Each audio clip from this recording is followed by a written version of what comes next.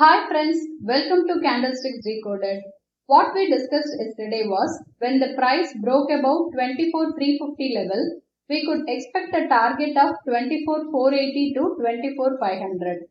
Today, the market moved as expected and reached our target too. Today's high was around 24,481.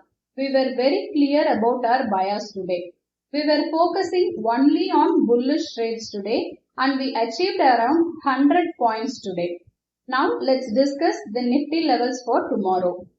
FIA bought around 3,665 crores and DII sold around 251 crores.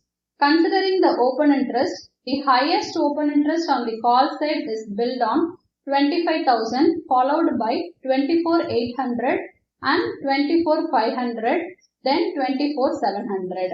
On the put side, the highest open interest is built on 24,000 followed by 24,100, 24,300 strikes.